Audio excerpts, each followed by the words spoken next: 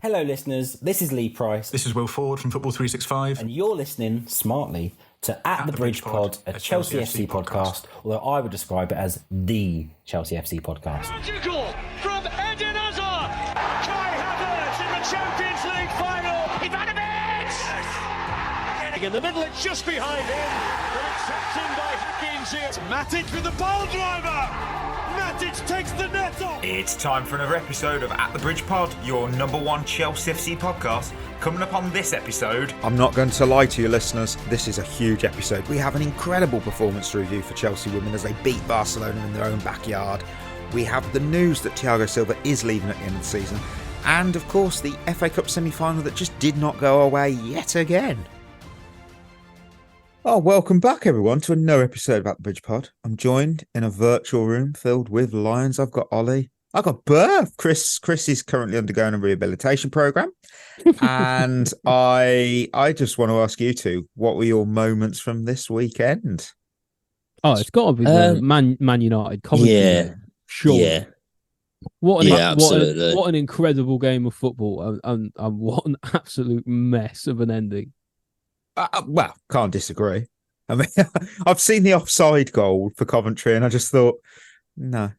It makes me laugh because I hate VAR. The line you can see it clearly on the photo. It goes over Wan-Bissaka's foot. Yeah, but that doesn't count.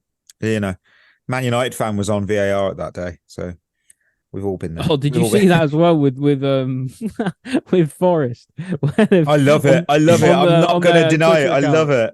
And they've called out the PGMOL on it. Oh, that's right. I love it as well because as a fan, if I was a Nottingham Forest fan and one of my friends is a Nottingham Forest fan, if I'm seeing those decisions not go for me in a relegation battle, I would be absolutely livid.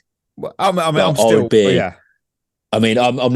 true. the weekend, about, Jack Grealish's handball, which I'm sure we'll talk about. But I mean, if I'm a Nottingham Forest fan, I'm absolutely raging. You've had a points deduction, and I've had loads of seasons where I'm not Forest, so I would be from a rule that's being changed this summer. So yeah, exactly. Oh my god. I mean, do you know what? No, I'm going to go off for What advantage did the attacker have in that situation? All of it.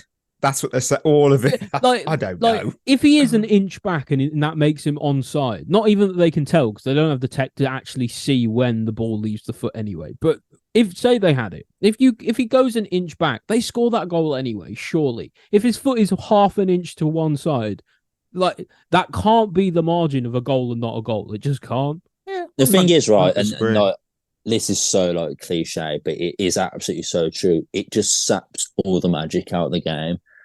And like, if you're a Coventry City fan, that's your best day out in a long, long, long time. And they've just made the best comeback you've ever seen in a game. Against Man United, one of the biggest clubs in the world. Yeah, a proper magical story. And because his toenails slot very, very slightly offside. Yeah, fair enough, you can say it is offside, but there is no advantage. You'd be heartbroken. You'd be absolutely heartbroken. And then to lose it on penalties as well, I'd be devastated. To be fair, Chelsea usually suck the joy out of this game when I watch them. Mine, I got to travel on just a small road trip to some beautiful lakes on Saturday, that made my day. My cinnamon roll cakes that listeners are ready to hear about from Friday came out very well. And then I got to watch Chelsea women beat Barcelona in their own backyard. I mean, up until about 5:30, it was an amazing day, wasn't it, really? Yeah. Yeah, I mean, the lucky thing about the 5:30 game is that I was in the pub all day. So by the time we got to the game, I was smashed anyway. You didn't even know it was happening? Yeah. I didn't, yeah. So it numbed the pain. Right, we do have a little bit of news. Thiago Silva's leaving Chelsea as a free agent at the end of the season. The decision's been made. It will be confirmed soon. This is Fabrizio Romano, so we can probably trust him. Thiago Silva has rejected proposals in January so he could stay and help Chelsea until the end. Obviously, he didn't realise he was going to be benched for half of that.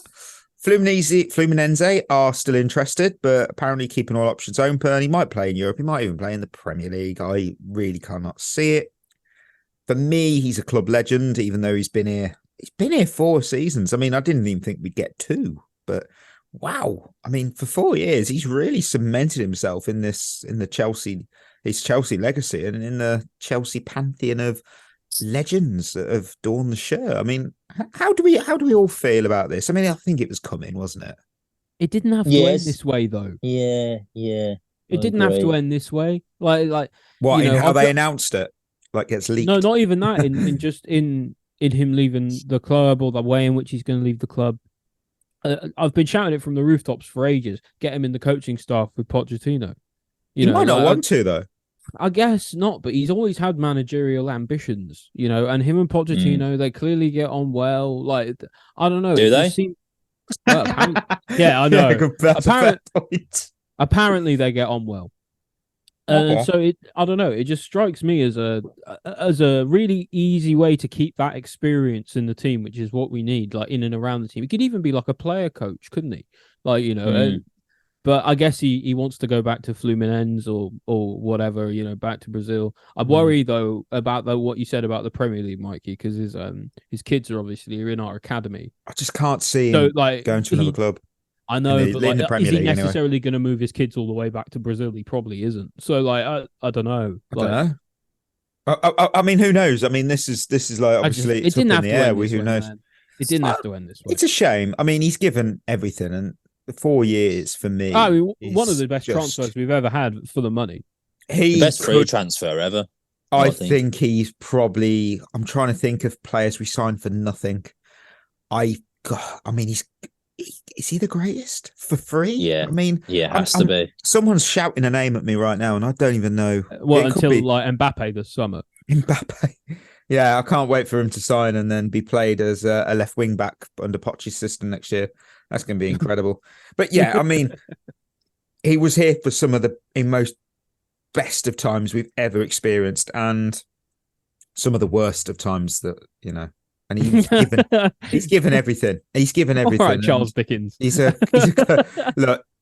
club legend. He is a club legend. I think that's fair now. I don't think you could see anyone give as much loyalty or love as he has. I mean, look at the reaction. Look at the reaction that he had at the weekend after the game. Yeah, he was in tears, wasn't he? Because he knew that was the end. Yeah, he cares. Yeah. He cares, and we love that. We always love a player that gives a damn about this club. And for me, hats off. Enjoy whatever you choose to do. Even that guy could probably go to Spurs, and you know what? I still would not hate a single fiber of his being, because I'd hate it. Let's not give him any ideas, though. Let's not give him. I can't imagine he'd go to. I can't imagine he'd go to Spurs. I think I would hate him if he went to Spurs. Click that when he's announced with Pochettino at the in the summer. But hey, right, double match report time. First up, Chelsea's women, they took on Barcelona in that Champions League semi-final. Easily one of the most anticipated match reports I've ever had to do for the women's team, and oh my word, did Chelsea perform. They gained the upper hand with a hard-fought victory in the first leg of that Champions League semi-final against Barcelona in Spain. This win marks Barcelona's first defeat of the season in any competition. I mean, it's a testament to Chelsea's well-deserved performance. Despite, obviously, the home side dominating possession, as you expect Barcelona to do so, our defence just kept them at bay. We kept them, and they didn't have a single shot on target, despite what some, outlets are saying. No shots on target. In the latter stages of that first half, Chelsea obviously seized the opportunity created by Nushkin, and it was Erin Cuthbert finding the net with just absolutely charismatic power. I mean, what a goal and what a moment. Big players come up big time in pure big games. I mean, big game player, simple as that. And a VAR intervention denied Barcelona a penalty at the start of the second half. Was it a penalty? I would say no. That's why VAR is there, after all. Both teams did fight hard in that second half. We had opportunities ourselves to extend the lead through Lauren James and Myra Ramirez. Obviously, Ramirez knows Barcelona very well from her time in Spain. But ultimately, Barcelona just squandered their best chance. I mean, it was late in the game, and they didn't take the chance. We're unbeaten in the Champions League this season. How about that? I mean, that's still an incredible feat. So Catalonia was a successful trip. There's a very big stage set now for the conclusion at Stamford Bridge this coming Saturday. Barcelona 0, Chelsea 1. Erin Cuthbert screamer, a world-class team performance, and absolute huge advantage for Chelsea heading into that second leg.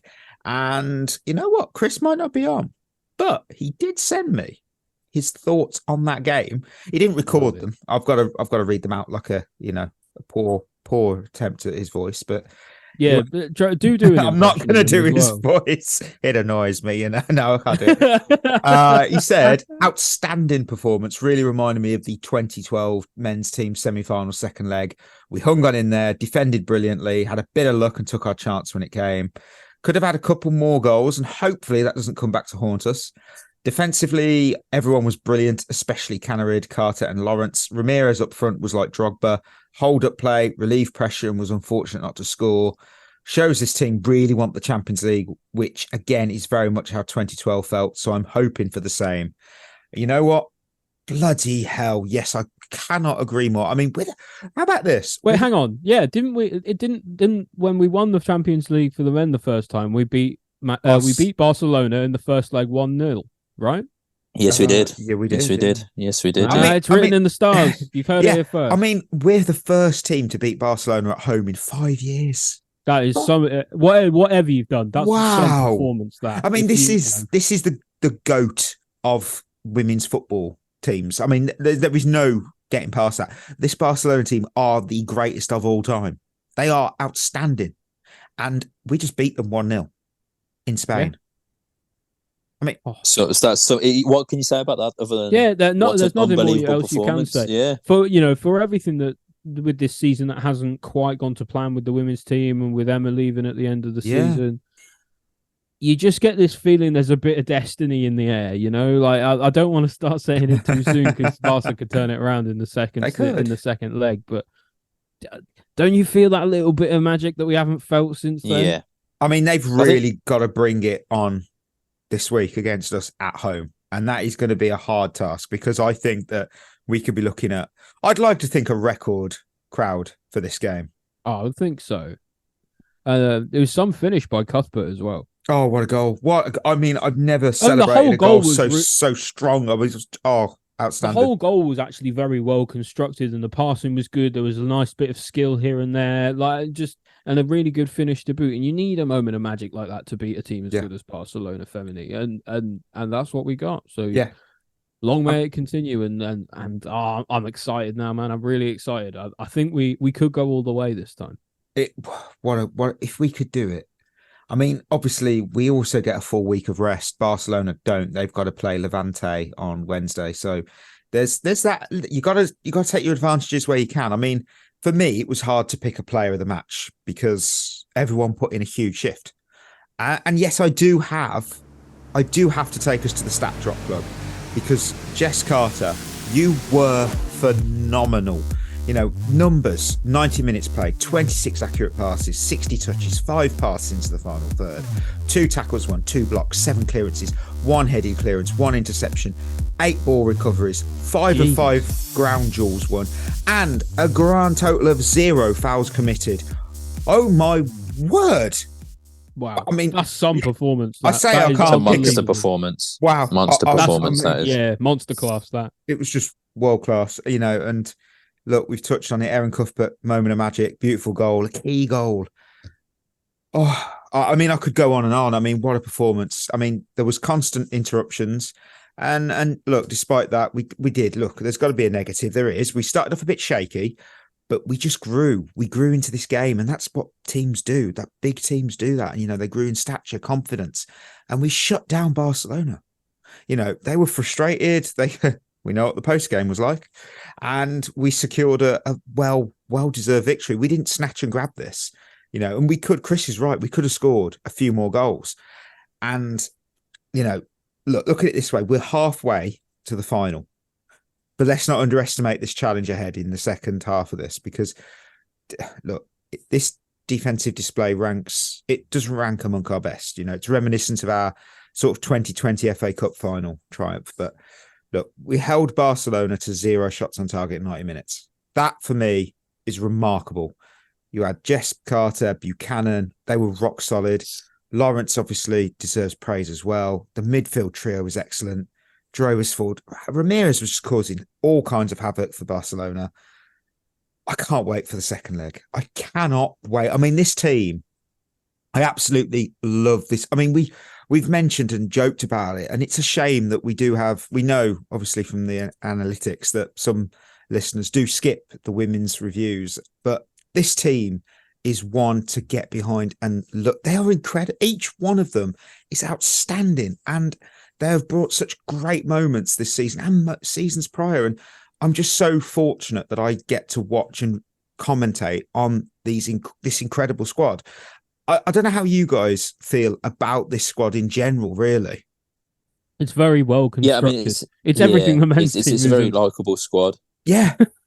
I mean, I just absolutely love each and every one. They show passion, they show desire, and that's what we want to see. I mean, I don't mind win, lose or draw, as long as a team show passion and they care about that badge.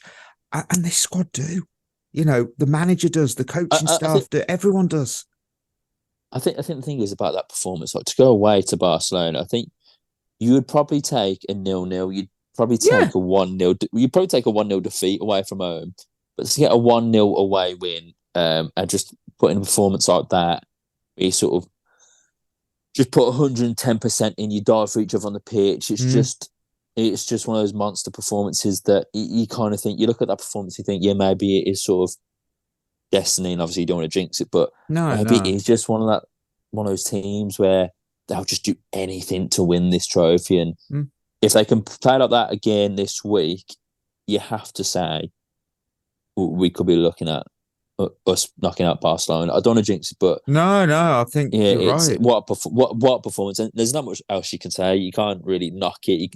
You can't really find any negatives in it. It's just one of them where you got to just stand back and applaud it and go, right, that's amazing. Let's go again. Yeah, 100%. Ollie, I'll let you have a closing word. I mean, it's the end of an era. It's the end of a dynasty, and what a way to cap it off it would be. Yeah, 100%. Right, from an absolute glowing match report to a dustier match report, sponsored by our dreams of a double are over, but dreams of a double-digit league finish are still on. They're still on, listeners. Man City 1, Chelsea 0, cup defeat. We do start with the winners, and I found 3 because 1 is a double winner, but still, I found 3. What about you? I've got 3. Really? Yeah. I've got 1. Wow. Chris, bloody hell, Chris, he found. Oh no, I've read the wrong thing. Chris has 67 winners. No. I'm sorry. This is my first show back in about 2-3 weeks now. I can't have him not be on this podcast and give me 6 winners and losers. Okay, we are not doing this. Chris has given me 4 losers and 2 winners. So this was interesting actually. His winners are Petrovic because made good saves when needed, incredibly unlucky on the goal. That's fair. And a winner was Thiago Silva because he commanded the back line, giving City limited opportunities. And you know what? I will run with that, because I've got Thiago Silva as well, but I've also got him alongside Trevor Chalobah. Because I've got Trevor Chalobah. I thought Chalobah was the best player on the pitch for us. Chalobah was my only winner. Yeah, I mean, he showcased excellence, you know, particularly since his season debut against City in Feb. I mean, his passing in this game was precise. It was complemented by his determined defending. And he was expected to be sold in January and looked our best defender on the pitch. I mean, he's probably going to be sold this summer. We keep hearing, I think on Twitter today as well, that he's going to be one of the ones to be sold for the pure profit. I mean, it's just, it's comical. It's so comical that we're going to, Trevor Chalobah and Thiago Silva, 2 defenders going this summer. That's going to happen, you know. And on that, both of them were free and both of them are good, and we'll let them both go. I know. I mean, you know what? I'll let you guys have a Trevor Chalobah comment before I move to the Thiago Silva part of my winner. So there's the floor. I mean, No, go on, You Bert. carry- Go on. No, No, are you you've sure? not been on You're in a sure? couple You're weeks. Go sure? on. You're sure? Okay. Oh, the I'll go. people want to hear you, Bert. Well, I hope so. Chalobah, for me, I'd actually say it's probably one of, if not his best performances in it. I thought he's absolutely incredible. Didn't put a foot wrong, defended unbelievable. Thought he looked really comfortable on the ball, which sometimes I'm negative on him about. And yeah, I honestly just thought he didn't give Man City a sniff. I thought he was really aggressive in his tackling and tried to press up the pitch when he could. Just a real solid performance from him. And I'm not his biggest fan. I'm not going to say that, he should stay in the summer, but it was a superb performance and I can't knock him for that. And I'd probably say it's definitely, I think, in my opinion, his best performance in a Chelsea shirt. Yeah, I mean, I was thoroughly impressed. I mean, I know in January, I still expected him to be going. I genuinely thought he'd be gone. And yet, look how important he is now. Yes. Bloody hell. It's so Chelsea. Though, what's happened is that game is a really excellent advertisement for him. Like that's that game. 100%. Stuck in an extra 5 to 7 million in add-ons, or whatever on his price. Yeah. When he goes in the summer, and I'm a bit like Berth. I'm a little ambivalent. I mean, I always like him. I've always liked him. He's a Cobham lad as well, so it's always nice to have him in the team. What I think this game in particular really spoke to was his resilience. When you think about it, he spent 7 months out injured. Yeah, exactly. This season, he's been out for more or less the entire season. And to come back in, establish yourself after a couple games, drop a performance like that against Man City, one of the best teams in the world, even though we did lose. I think he can hold his head up high for that. 100%. Yeah. On my Thiago Silva part of the double winner was, admirable performance. Look, we touched on it in the news, but his emotional reaction, it hinted, didn't it, then that he's likely departure when his contract expires. And just like I said, I think his wife put something on Instagram as well. Yeah, the last dance, I think, was. And look, it's a huge thank you so much. That guy was a key reason we won our second Champions League title. He's put everything into this club. And I expected a single season stay from the veteran. I did. And the fact it's been 4 seasons, more than he spent at AC Milan. Legend, absolute legend. And I will miss him. And the club will. And the fans will. Right. Who's got... I mean, we know Ollie's only winner. Who's round off your winners, Berth? Because mine's a very quick one. So to be fair, Petrovic was a winner for me as well because he had a very solid game. I thought I don't think he did anything wrong. Couldn't really do much for the goal. The other winner I thought was Malo Gusto. Okay. Who I actually thought was very good. I weren't necessarily his best performance going forward, but I thought defensively he was actually very good. Didn't put a foot wrong. Just gave you a solid 8 out of 10, I'd say. And always looked a threat. Always looked as an outlet.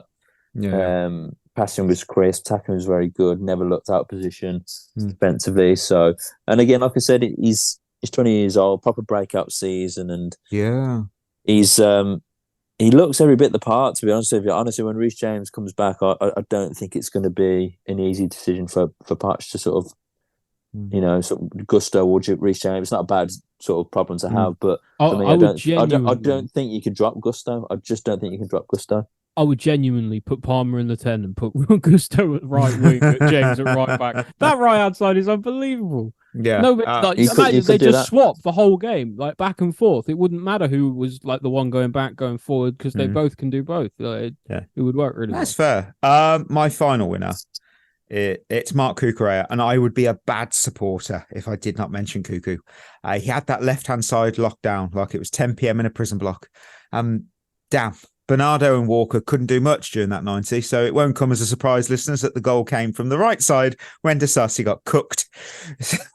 It just seems, isn't it? It's just the way. So, we know the winners. I've got 3 losers. Please tell me you all got 3 each, or unless you got an entire 11. Chris chose 4. Naughty Chris. Well, of course he did. Yeah, we say don't read him out. We say he's undergoing his rehabilitation. He might have been suspended for picking up too many losers on his list. I'm taking the armband on this one and making the decision. Do not read out his fourth one. He can only have 3. That's the Wow. rules, right? No, do not. It's a power Mikey, play. Bloody if you hell. read out 4 names, right? I'm literally leaving. This What if I podcast right now. tease you? What if I tease you with this? The No. final part of his loser, it says, think his time at Chelsea is coming to an end. Ooh, Well, who's it? he can say it next week when he's on. Oh. Who could it be? No. Who could No. it be? No, right. We'll leave it as a cliffhanger because he's naming Ooh. 3. It's 3 and 3. All right. It's 3 and 3. All Three right. or What are the less. rules? Listeners are wondering, it was a player. Oh, Oh, yes, it was a player. Interesting. Right. This is like the equivalent of Madueke and Nicolas Jackson trying to take the ball off Palmer. Oh, No. my I you're saw not that. doing Someone had said that if tomorrow's lineup is what we expect it to be, of Sterling, Madueke, and Jackson, who will take the penalty? And I'm like, they'll be arguing when GTA 6 is released. Yeah, I just don't think Yeah. they'll ever decide. Right, my No, first. it's all right. You just give them. You just stick them all together. They argue amongst each other while Palmer takes it. Yeah, well, he's got a bit of a cold or flu. I Oh, don't. yeah, No one of knows. course, He's yeah. ill. It's sort of anyway. My first loser is Michael Oliver because dude was missing calls like his phone was on silent. It was a dreadful performance. I mean, the handball from Jack Grealish was not given, which is just bizarre because that's a penalty that's given every day in the Premier League. We've seen it already this season. You know that it's 100%. You know, it took a deflection off his arm, and yet nothing. You know, Chelsea didn't even get a corner kick. That's baffling. It took a deflection. The ball was going through the wall. It took a deflection off his arm. That means it's a penalty. End of. And on top Do you know of what? that, Do you know go what I on. think it was? It's the reason they didn't give it as a corner is because if they give it as a corner, they have to acknowledge that it hit him. But that's even worse. And if it because hit him, they clearly can't avoid. moves. The The ball directs avoid different the fact, way.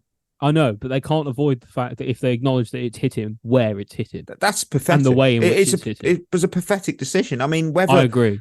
I mean, look, as well, multiple fouls during the game not called. I mean, how it took till the 86th minute for De Bruyne to be shown a yellow is one for a pub quiz because those fouls allowed City to just get more physical and, in my view, sort of take control of a game that Oliver lost control over. That's just not acceptable. It's a Not me, the semi-final. referee.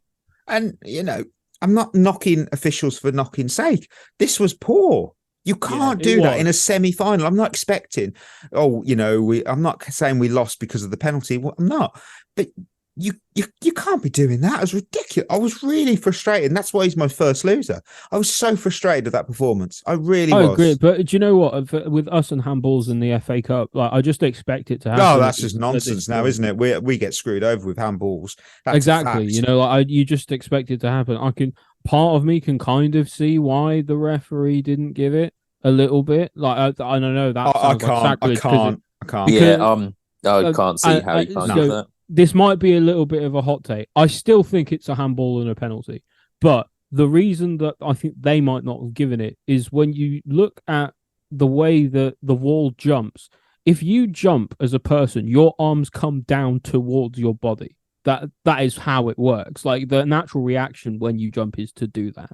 So I you think could then argue his arm is in a natural position when the ball hits it. everyone in that should. sense. But we were told that doesn't matter. Natural positions don't matter. It's a hand. It's a hand. Okay, the thing is, right, Wan-Bissaka's yesterday was exactly the same. What I thought Wan-Bissaka's was less of one than ours was. Exactly. So, It's a joke though, isn't it? At the It's end bad. of the day, It's bad. the PGMOL just do what they want. Yeah. The I referees mean, just do what they want because no one can hold them accountable. So why does it matter? Berth, who's a loser for you? I mean, to be fair, VAR was not a loser for me because of how you can't see that that's not a pen. And then obviously you had the Coventry and Manu disgrace of that handball, which I didn't think that was less of a pen than the Grealish one. It's a consistency that really annoys me, and it's the VAR yesterday and the day before just had an absolute mare, really, didn't they? And Yeah. It's just weighing on everyone now, isn't it? Because it's just like it just feels like I don't know. Do other countries have this problem? Do other leagues have this issue with La VAR Liga don't in have their VAR, from what I gathered, or goal line Yeah. tech. Something No, went wrong yesterday. That was I think. weird. I didn't realize they didn't have goal line technology. That blew me away. Yeah. But do other leagues struggle like this with VAR, like the Prem does, or is there something specific about the Premier League that's making this I don't know. harder for VAR? I still find it funny that La Liga have VAR but not goal line tech. Yeah, it just blows my mind. Yeah. But you're right, it is poor. I mean, it does suck the sort of. I mean, look at Coventry. They celebrated a goal because they're not used to. I celebrated that goal. Hold, Yeah, I did, yeah. hold. You've got to wait for the VAR approval. They're not used to that. And Do you know what? That really felt like one of those ones they were just looking for any excuse to rule it out. And it feels like at the moment, if there are calls that can be made that way, then something's seriously wrong because it feels like it's just not objective at that point.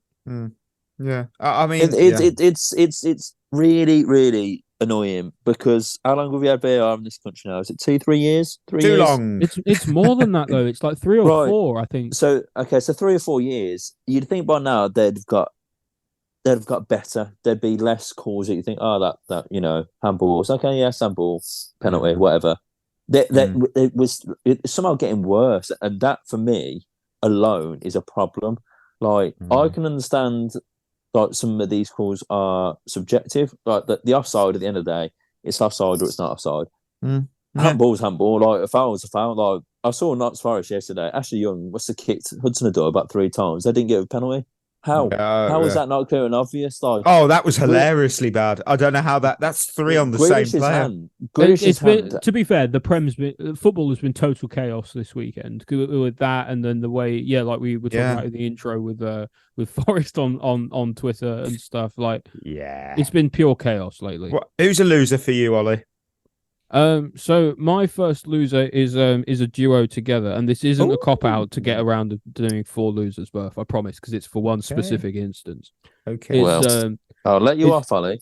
It's Cucurella and Mudryk for the goal. Because there's just like a total. Both of them like are sharing a brain cell defensively. It felt like in that moment because, so what happens is Mudryk points to Bernardo Silva, who's behind him, gestures to Mudryk to say, "That's your man. You go over there. I'm here marking Foden in the middle of in the center of the box." Great, that's fine. Then, then the ball comes across the face of goal. It lands at Bernardo Silva's feet, and where is Cucurella and Mudryk? Cucurella, who's Bernardo's man, is on the goal line for no reason, with Caicedo, I think, trying to block one of the other Man City players, even though he is already being blocked by Caicedo. And Mudryk is in the middle of the box with no one around him, Billy no mates, and he's like, I don't know where to go. Like, read the game defensively. Just like watching that back over and over, you just watch them, and I'm surprised they didn't sort of like run into each other and fall over or something like Chuckle Brothers style. It was embarrassing, that defending. It was really poor, and for that in the late stages as well of an FA Cup game, just really hacked me off. No, I think that's understandable. I can't. Yeah, I mean, it wasn't great at all. I do actually think I will just quite interrupt. I do actually think Cucurella played really well, though. I do actually think he played very well. Had a good game than that. He was going to be one of my winners, but I suppose that did sort of taint it a bit. But I thought he actually did have a really good game. I just like the thing is, it's like you can have a good game, and then if you impact the game so negatively by doing something stupid like that for a goal, it kind of wipes it all out. I know it doesn't, but it kind of does. I mean, can I just I'm gonna go ahead and try. I think potentially spoil this. Is Chris's 4th loser Mudryk by any chance? No. Boy, I did. Damn. Chris's second I'm keeping his first for a reason because it's mine as well. But his second loser is Enzo, of course. I mean, he's put completely... that was an easy decision. That one, look, we give him some banter for this, but look, he's right. He said put completely anonymous. Second half, I genuinely forgot he was playing. Paid 100 million for him is one of the biggest robberies in football. I mean, we paid off. That was a World Cup tax. End of World Cup tax. And I've said this in the group. If he's still playing, well, he is, with injections for his hernia, just get the surgery. It's a hernia. You've got to take that seriously. You don't play. The season's that's done what's for really us. annoying me. Look after yourself, Enzo. man. Come on. That's what's really annoying me about Enzo. People are saying, "Oh, well, he's playing through pain." It's like, well, if it's affecting his performances to this extent, he shouldn't be playing. Yeah. Yeah. The end of if clearly he's in so much pain, like that, it really is affecting the way he can play. Because we know he can be good, and we know he can do good things. He had one good pass in the first half, and it was more or less the only good thing he did the whole game.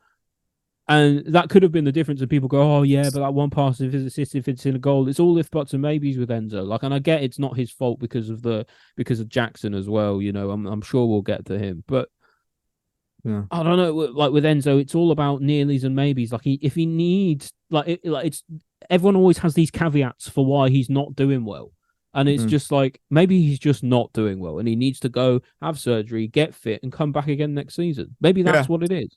Can't disagree. I cannot disagree with you there at all. Please.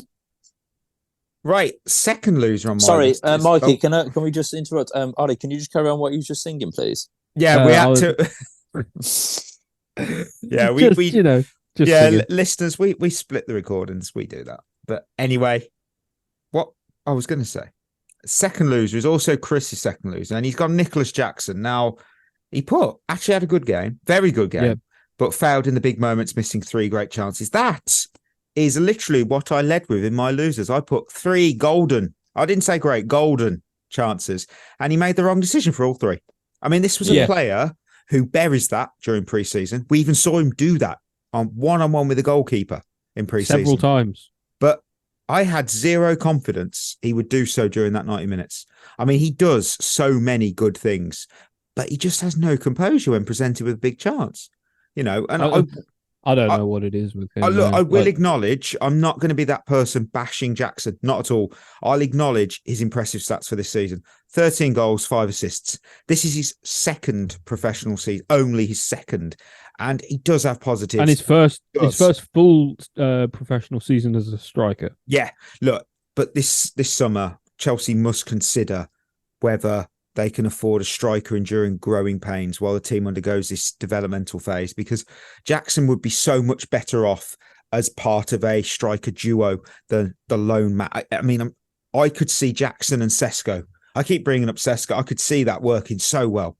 I really could. And I really hope if we sign him that in 12 months time, I'm not getting reverted back to this moment when I said Sesko and Jackson would be our saviours.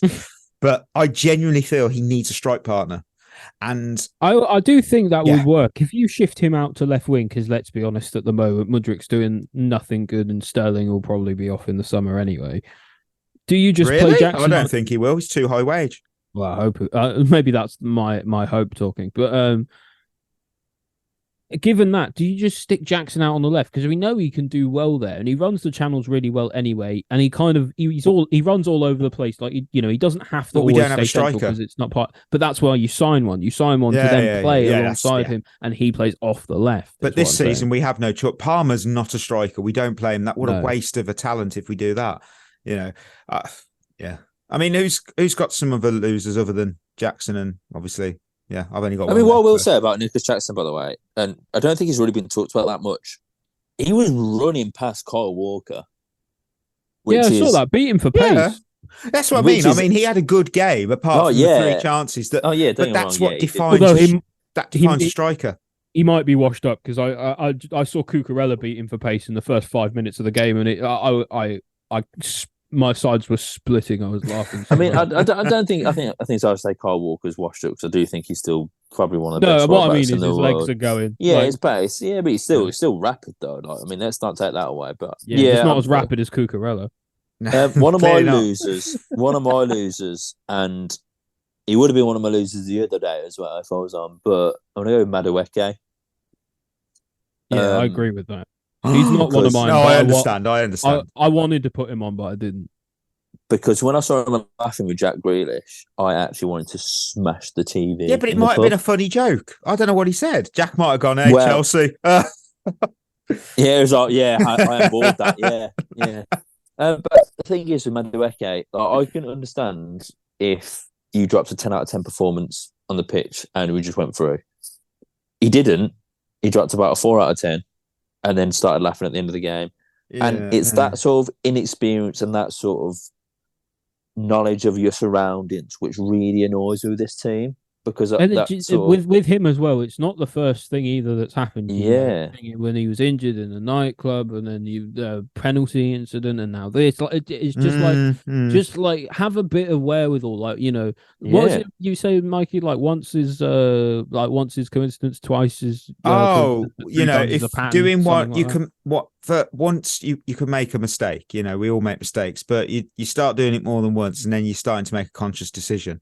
Yeah, exactly, and that's what you've got to learn the lesson. You have to. We all fuck up. That's what I mean. Like by now, like someone will have told him off and told him stop doing this shit. And I don't know.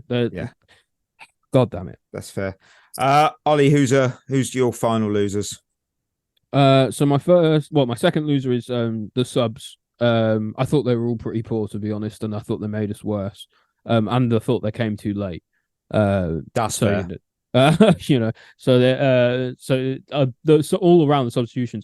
That's why I wanted to separate substitutions from Pochettino, because I thought he set us up properly. Actually, yeah. 79th minute we made that sub though. Yeah, exactly. But the subs were too late, and as well the kind of subs we made weren't right either. Like Disasi coming on at right back was a total disaster. And like he gets skinned for the goal as well by Doku. Like why Doku's going to be eventually, he may come on or he's going to be out there already. I can't remember if he was already on the pitch at the time, but like there's a likelihood at least of him coming on. Why are you putting Disasi there, one of the slowest players I've ever seen, in front of one of the best dribblers in the Premier League? It's just a daft thing to do. That's what it was with the substitutions. It was just like a real, I don't know, just a real like misunderstanding of the game situation. And your final one? The season, because he's dead. Yeah, it's pretty dead. It's pretty dead. Dead as a dodo, dead as a doornail, dead. I'll run to, before letting Burr finish his losers off. Chris went with third loser. Can't do the fourth one. He said, gotta do it on Friday's show. He's put Moise Caicedo because he's put, talking of robberies, Brighton must be laughing every week, wondering how stupid we are to pay 115 million for him. He's been decent lately, but is a 50 million pound player at best. He's a 100 million midfielder who couldn't control the ball on a promising counter attack. Instead, he nearly fell over it. Dreadful. I plead the fifth on this. I don't wish to disrespect Chris's comment. He's not on the show. I can't fully agree with that. Go on, Burr. I mean, fuck Chris because he's not on the show. But what we'll say is, we love you, Chris. I'm only joking, Chris. But what I will say is that I think Caicedo did play. Again, I thought he actually played all right. Caicedo, I thought he's probably the best of the midfielders. He's frustrating, Caicedo, because he does something really good and then he'll do something just awful, and you think we've paid 112 million for this. So you kind of can see the frustration. That just sounds like me doing anything in daily life.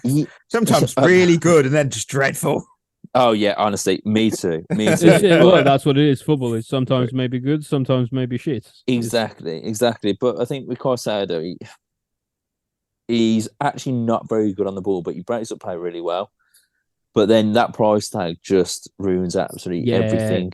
Exactly. It's so much money for him, and I do like Caicedo. And like I said, I thought he played well against Man City, but it's a lot of money in it. So you can't not. It's so much money. You can't disregard it. That's the thing. You kind of like always want more from him. You just have to want more from him, and that's a shame because that will sort of tarnish him now for the rest of his Chelsea career. So it's a difficult one. Yeah. Who's your final losers then? Who's my final loser? Oh, Mudryk. Mudryk is my final loser, actually. I don't think we can say anything else other than these absolute bollocks. Yeah. Right. My final loser is 10 extra touches, because every damn time a break was on and a low cross could have been made by either Chilwell, Gusto, Madueke, or Mudryk, they all chose to take 10 extra touches and blow the opportunity. I mean, the decision-making in the attacking third was abysmal. Players repeatedly chose the wrong option or just faltered in the crucial technical moment. I mean, there was no scanning of the field for open teammates, no looking around going, who'll get my head up, who's around, who's free. They're just fixated on the ball. I mean, just look at Chilwell's missed opportunity. You know the one at the end. You know the one, listener. No more to say on that. No more to say on that. I'm just going to move to the emoji. But I think that's been the problem with Chelsea. I don't think that's like a new problem. That's been a problem for a Ages. long time. Forever. Whenever, like, my dad's a Wolves fan, and I'm so sorry. to be fair, like, my dad was a decent player back in the day. He's getting on a bit now, but back in the day, he was a good player. And every time, I think for the past good 5 or 6 years, he said, "Problem with Chelsea is they try and do too much. They look brilliant up until the final third, and then that final third, they just do too much." And that's been a problem since I'd say since Conte. Hmm. At least since Sarri. At minimum, sorry, but I want to say it started under Conte as well, and it's just a problem that's sort of etched in Chelsea's DNA now, and it's a real problem. I don't think we'll ever be not for the foreseeable. I do think under Poch, to be fair to him, we have got better with that, because I think we actually are more direct and we are scoring more goals and we are playing it quicker in the final third. The problem is the decision making in that final third is a lot to be desired because of the team, because of the inexperience and that. You kind of do get it, but I think there are signs we are slowly trying to get out of it, and Poch does want us to play quicker. But it's been a problem for a long, long, long time. Yeah, that's fair. Right, emoji review. I went shrug because that's how I feel now. What do we expect? Gravestone again. Season's dead. Season's dead. Thanks, Pochettino. Thanks, Clear Lake. Season's dead. I went for the upside down face because, yeah, that's fair. Obvious reasons. Yeah, that's fair. That's fair. Right, Lion of the Week time, and I will go through the ones we picked. We had Caicedo, yikes. Mudryk, yikes, and I had Thiago Silva, so I redeemed myself. Thank you, Roulette Wheel.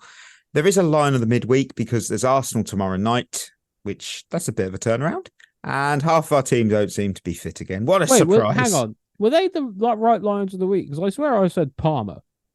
Did you? Wasn't Caicedo and Mudryk last once? Oh, no. I didn't do it again, did I? Let's have a look. Probably did. It's happened again. Yeah, it was Palmer, Sterling and Gusto. So, yeah. No better, really? No, not really. I lied. Right. Who are we going to go? Arsenal. I don't know who's fit for it, by the way. So, good luck. Nobody. Basically. No one's fit. Someone will play. Who do I go for? I genuinely don't know who I want to choose for this. Like, I usually have an idea going into this segment today, but okay. Yeah, I've got no idea. I've got Nicolas Jackson. Let's see what happens. Well, maybe something will happen. He'll be fit. He'll definitely be fit. He's definitely going to play. Oh, I'm going to go for. Who do I go for? I'm going to go for Petrovic. Oh, okay. Because he is fit, and I do think we are going to have a lot of shots against us. So, okay. I'm going to go with. I might really regret this. Cucurella. Oh, I'm going to go. I think that's a good shout. I'm going to back him against Saka. Good shout. Let's see how this goes. Right, Christmas questions, and Ollie turns to you because I don't have it in front of me. Yes. First one on Quaresma's questions is actually a question from me. Because I saw something the other day that really made me go, interesting, and I wanted to share it on the show. So I'm just going to ask you guys a question in a minute, and I just need your gut reaction. I don't want, and then we'll talk about it afterwards. But you just an immediate yes or no. Okay. Right. Ready? Yeah. Are kickoffs set pieces? No. You see, I disagree. No. I think they are. No. God, Chelsea have really got you this season, haven't they? No. They don't. How count can they be? One. They're not counted as one, but they do kind of count. When you think about it, all a set piece is just a scenario in which the ball is made to be placed in a certain position, and where certain things have to happen, like a corner or a penalty or a free kick. A kickoff is kind of the same. It's just you don't think about it in the same way. No, I disagree. A set piece you can score from. You can't score from it unless you can. You can score directly from a kickoff, and it does count. Hear me out. You have kickoff routines. They exist. Oliver. Okay, right. Let me talk. Right, okay. Yes, I know technically you can score directly from a kickoff, right? I know that. I get that. But how many times have you scored from a kickoff? Directly from a kickoff? It does happen though. Used to do it all the time on Pez. And you know what? Because you can do it. I think that makes it inevitable. Do you know what? Tell us in the Discord. Do you think that kickoffs are set pieces or not? That is going on our poll for Spotify. It really is. I've also got. Can I add a question? It's just not football related, but it's a question that someone. Okay, so I'm a big fan of the darts, right? Big fan of wrestling, as most people know. What would your walkout song be for the darts? Because they will have a local walkout song. What would you? I'd jokingly say Mr. Brightside because it would actually get me running to the platform, the podium. Okay, to be fair, that's actually darts player does have that at the minute, so I won't take Mr. Brightside. It's got to be something different. Trying to think. Hang on. Diamond Eyes by Shinedown. Enter Sandman. Different. Enter Sandman by Metallica is a good one, yeah. Enter Sandman's a great one. People know what I listen to music-wise now. Enter Sandman is fantastic. My one would be Franz Ferdinand, Take Me Out. So I think that'd be a great one to get people. That's a really good one to walk into. I like that. I think I'll go with Conquer Them All by Lansdowne. If you're a metalhead, you might know it. If you like hard rock, not the cafe, you might know it. Yeah, give it a listen. It's a good one. Right. What's the other questions, Ollie? The other questions are, as I just bring them up here in a very professional manner. Right. First question today is from Jay Stone. Thanks, Jay, for your question. What's the correct move with Jackson? Find a striker during the summer and bench Jackson, or keep him as a starter and hope he continues to develop and becomes more consistent? I'd say C, none of the above. I'd have Jackson as part of a striker duo. Yeah, we kind of went over that earlier, didn't we?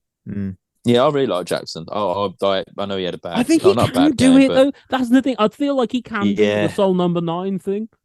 Yeah, I agree. I'm not. Yeah, I like him, and I think he could start as number 9. And I think he could have. If you put players around, I think he'd be. Well, I think he's already shown that he's actually really good for us. So yeah, I like him. I'd start him. And the second question is from Greg. Thank you, Greg, for your question. And it says, what are our keeper prospects? Are we staying with Petrovic and Sanchez? I would keep Petrovic. I know we've got Selena, who's off on loan, but he's too young to come in and start. No disrespect to him, but Sanchez, I'd just bin.